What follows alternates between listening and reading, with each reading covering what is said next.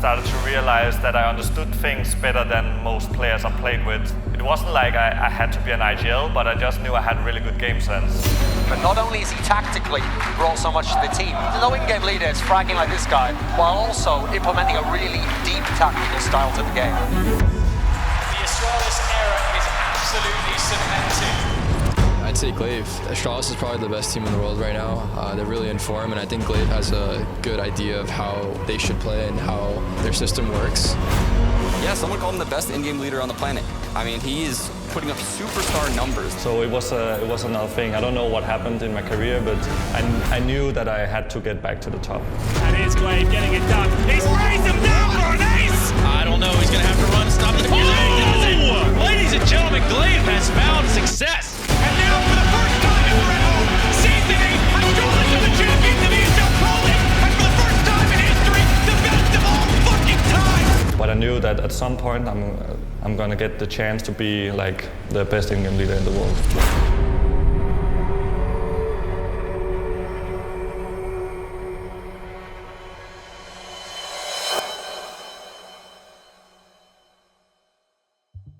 Lukas Egholm Rosander was born on June 7th, 1995. He grew up in the Nørrebro section of Copenhagen, Denmark. The eclectic multicultural neighborhood was his childhood backdrop as he developed a passion for competitive soccer. He played with several youngsters who would go on to become major professional players, like Andreas Christensen. But when he was around 13 years old, gla1ve began to experience symptoms of Osgood-Schlatter disease, a form of severe knee pain that can happen to growing adolescents. Training and practice became very difficult. By age 14, he'd been forced to find another competitive avenue. Thankfully, he had already found Counter-Strike, and gla1ve made a seamless transition to that world instead. My first Counter-Strike memory is definitely from when I went to a club. I'm not sure what it's called. Like, it was in my spare time after school. I went with my friends there, and I remember everybody played Counter-Strike together.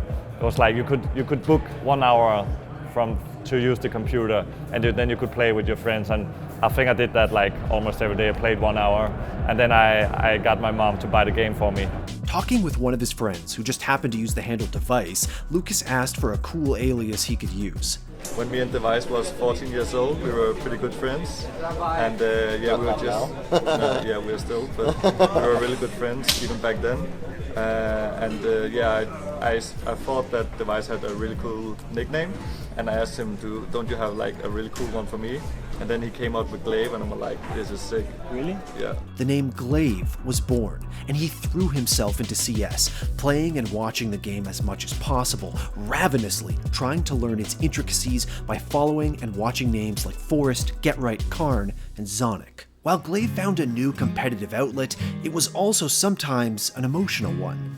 His father, Jacob, a school teacher, was diagnosed with cancer in 2010 when gla1ve was 15. And while he visited his father in the hospital as often as he could bear, he sometimes felt like CS was a safe haven for him. Thankfully for gla1ve, it was a project that his father supported.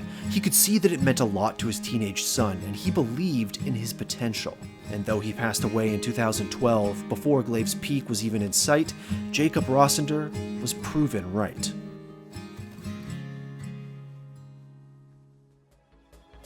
gla1ve's early competitive experience was in CS Source, and it was a formative time in terms of his in-game leading style. 3 in a row from Solek, goes for the fake defuse, doesn't get it. I have Crystal now, 83 health, enough time. He's got to go for the defuse. Is he going to get it? No, he's not! gla1ve comes back in and nails him with the brilliant Deagle shot on the bomb defuse. He played on several rosters like Reason Gaming, Epsilon Esports, and TT Dragons, alongside fellow Dane Nikolai Hunden Petersen, an IGL who gla1ve credits with much of his style. And the mind he had about CS was like totally above everyone else. Like, I actually thought he was smarter than me from day one. He was 14 years old, I guess. And the way he was thinking about the game, the way he approached the game was like just different from everyone else I played with. So the way gla1ve did the things in game and stuff like that, I trusted him 100% every time we talked about CS and played CS together. The two devised their own way to approach in-game leadership that emphasized map control and mid-round calls, with solid defaults to fall back on. Frost is another old teammate, actually. He's picked up one, 100's picked up the second, Joker with a third, sandwiched by a kill from McNeil, but they have a 4 versus 1 right now, so we'll go and find Rack. Well, we know we won't find him in time, and the screams are starting to get louder from the crowd. Everything was good, and the way gla1ve was mid-round calling together with me was just like really nice to play around, and it was fun to create this together. gla1ve would also fall back on his fragging ability, which he kept sharp throughout his career. Flying down into Kitty, right at the feet of those two players, but gla1ve gets a grenade back. Gets oh a second, my god! Running from gla1ve. Kevin's now in towards that bomb site. It's now a 2 versus 2. Big round here. Solekno picks up another one. It's 1 versus 1. And those skills allowed him to play well on other teams with different leaders while also learning from them. Usually they don't have the same impact, the same frags, I should say. So yeah, that's really tough. So that's why I have always been focusing a lot about my aim and not only about the game sense, because if you want to reach the top, you gotta have the aim. But the release of CSGO was about to shake things up, not only for gla1ve, but the entire Danish scene. I think we had some identities problems in the beginning of CSGO, like we had to gather the two scenes from 1.6 and Counter-Strike Source. It was like, I think it was really hard to create the best Danish team out of it. But after a year of bouncing around inside the Danish roster churn, gla1ve found a team that was able to challenge some of the new scene's frontrunners, the Annexus roster that became Western Wolves. And it's not looking like it. They're still on HP though, but they're not gonna die. Okay, this is over. Wow, Western Wolves. 16-2 it's gonna be if Flan does not clutch this. Yeah. Oh, and there it is. Wow. GG, well played. Ladies and gentlemen, we are writing history here at DreamHack Summer 2013. Second team to ever beat an IP on LAN will go to Western Wolves. But what a match, gla1ve with 25 frags. But as 2013 wore on, the Western Wolves roster, once ranked 3rd in the world, began to slip. Eventually, gla1ve left, citing school concerns, but couldn't stay away from the game for long. He played with a variety of Nordic rosters until he landed on Copenhagen Wolves in mid-2014. Though that talented squad looked like they had potential, they couldn't break through at top-tier events. And now Carrigan is in a 1-on-2. That bomb is already down, and retaking this is going to be damn near impossible. Molotov as well, making sure he only has one entrance, but he's going to be charging through, and he goes down. Such with the kill, and now he survived. Copenhagen Wolves, 19-17. They make it to the playoffs. In late 2014, the situation on Copenhagen Wolves came to a head at the Gaming.dk Tournament 1. A personal situation between gla1ve and Nikolai Nico Jensen boiled over, and gla1ve threatened to not play in the team's finals match. gla1ve was slapped with a 6-month ban from GDK events, and though these tournaments were mostly for up-and-coming Nordic teams, that was exactly the sort of event the roster needed to play between attempts to qualify for bigger tournaments. It wasn't long before the Copenhagen Wolves kicked him. But even as he was on his way out, the team's press release called him a great player and probably one of the most interesting minds in Counter-Strike. But after his rough end to 2014, things continued to get worse in 2015. gla1ve began to question if this was even the right path for him. As teams like Dignitas TSM and a new Copenhagen Wolves roster formed, he was left out, and so gla1ve toiled in near obscurity. He played in a variety of smaller events and qualifiers during the first half of the year, but basically dropped off the map after May. But while he debated an escape, a former teammate stayed connected. Like every time I needed a player or a standing or something like that, I always called him to like come and play with me, see if you're motivated to play. Hunden, he took me back in, and I think it was probably about 2015. He took me back in his team again, and I could be the secondary in-game leader with him, and it was really good for me. I think it was hard for him to like get the motivation at some point when he fucked up at a Danish tournament. But in the end of the day, he came back to Copenhagen Wolves first with me and Snappy, I guess it was, SMF and Percy, and we created a fine team. I think we made it to top 20 or something like that. But in the meantime, a new Danish power had risen. Team Solo Mid was now clearly one of the top teams in the world, managing a top 4 finish at a major and routinely winning matches against the Swedish powerhouse Fnatic. They're both going to get blinded here, and Carrigan, it's a 2-on-1. What a curveball. It's just Olaf left, and he's going to get Carrigan down. There it is! Well Major played. Beetle ended on the aggressive pistol down mid. They take it. Well done, TSM, their first victory, and in this company, what a way to do it. So when gla1ve returned to Counter-Strike in 2015 and joined Copenhagen Wolves again in early 2016, he had one ultimate goal: to join the team that was now called Astralis. But yeah, back in 2015, my life wasn't the same as it is now. I wasn't playing at Astralis, at one of the best teams. I was playing for some kind of unknown teams. So it was another thing. I don't know what happened in my career, but I knew that I had to get back to the top because I had been to the top before.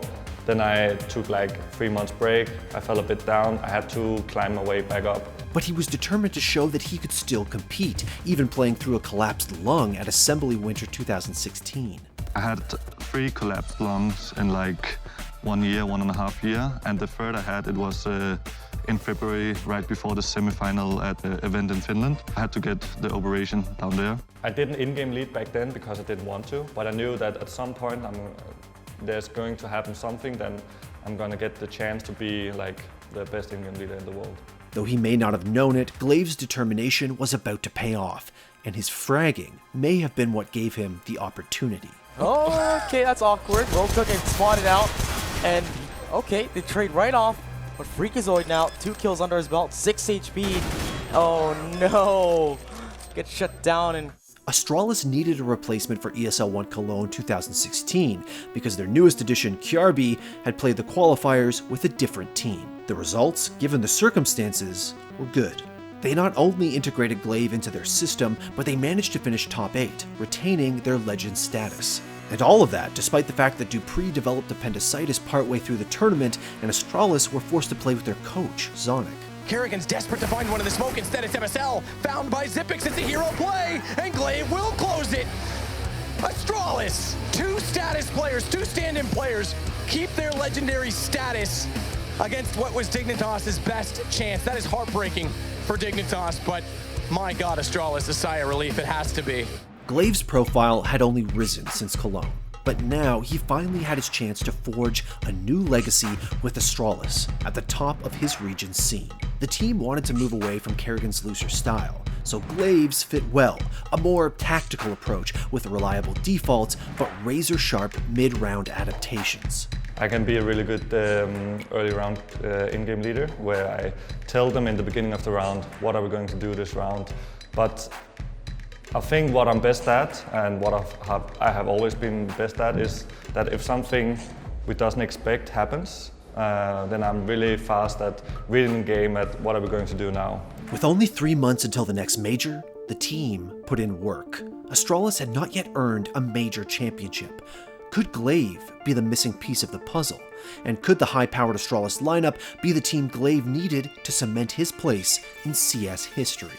Almost immediately, it seemed like the answer was yes. After a shaky group stage, Astralis were crowned major champions at the E-League Major Atlanta with bracket wins over Na'Vi and Fnatic in a nail-biting series against Virtus.pro.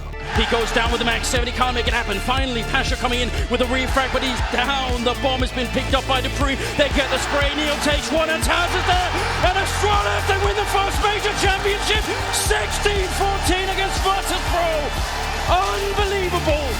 Here they are, ladies and gentlemen, your major champions, Astralis.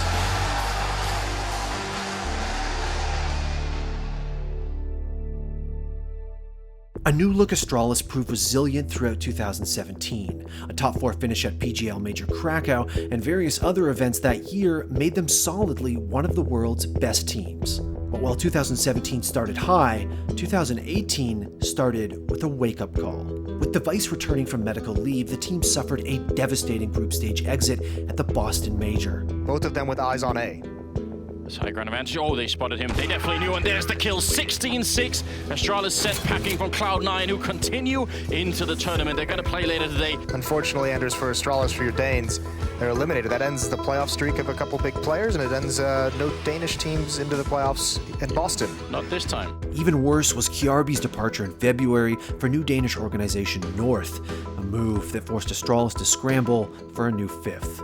When I got the news, 100%, I was still on vacation. I was obviously shocked. I didn't know what to say, right? I thought that, still feel like we're good friends, but in all honesty, we would just have appreciated a conversation about it, because also still at the moment, we really don't know why. It's just sad to feel betrayed in some way. But just as gla1ve's addition was both urgent and incredibly effective, Astralis added Magisk, and well, the rest is history. Magisk was one more weapon in gla1ve's arsenal, giving Astralis yet another explosive talent that could take over games. But Astralis, under gla1ve's leadership, did much more. They took over the entire game. Their second major in London. He's by the fountain. Got to stay alive now, dancing around the fountain. The twist. He tries to go one better, but he can't. Going for the hold. gla1ve says no. Holding it now, and there is it. It's just down to Flamey. It's not going to happen. Astralis have won the face at London Major. The Astralis era is absolutely cemented. The $1 million Intel Grand Slam. On the retake, that was absolutely massive, the defuse as well. And here's gla1ve getting it done. He sprays him down for an ace! Are you kidding me, gla1ve? That's insane! And Astralis are so close to this point. One kill's gonna secure it, and that's it! The Grand Slam is theirs! ESL Pro League Season 8 as well! Matthew, can you believe it? And that's why they're considered the world's best right now. A third major in Katowice, their second in a row. Pre that's going to claim the first kill of this matchup. gla1ve holds the line with 2 1-taps. And that's the bomb going down with it. He's going to be able to pick up the third. And walk in the smoke, gla1ve. He'll only punish one, but it's just aerial to find, and it's done. They had 1 goal. That's it. That's all they wanted. Back-to-back. Majors, back-to-back. Astralis again in Katowice. And a fourth in Berlin, 3 in a row. An unthinkable achievement. gla1ve through the smoke finds Stewie and another one! How has he done it? Oh my god, the cream! Leaving a trend in a 1 versus 4. And ladies and gentlemen, they've done it for the 4th time! Astralis win the major in Berlin! They have just re-established dominance. Astralis seems back and in a big way. And for gla1ve specifically, an MVP nod at IEM Beijing 2019. His first ever, and a rare honor for an IGL. And Olaf's going to pursue with confidence into the next kill, but gla1ve has the rifle and is ready. Dupree, the only teammate he has, is standing right behind him, but through the door, he's tagged. Dupree gone, gla1ve weakened. He knows as well that it's likely he'll go toward the heaven position. How smart, how perfect. Knows that he's done damage. Oh, I thought he was going to miss the pallet when he dropped down. Doesn't even matter. gla1ve's just toying with him. In mid-2020, gla1ve announced he would be taking a 3-month break from the game to deal with Burnout. Unlike his previous break, this one will be to ensure he can stay at the top. And unlike Assembly Winter 2016, he's not just going to play through it. gla1ve didn't build the Astralis roster, but his unique approach and individual ability have honed it into what is undeniably the greatest Counter-Strike team ever. And he's kept them there. He stands apart from all other IGLs in the game's history, and though he did all this, he spent much of his career a long way from the spotlight. But like others along the way, he believed in his own ability, and he too was proven right. No, people said that we couldn't win on home soil, and I think all of the team knew that it wasn't true, and I think all of the Danish fans in the crowd, they knew that it wasn't true. They knew that we could do it. They believed in us all the way, but the crowd helped us a lot. Thank you very much.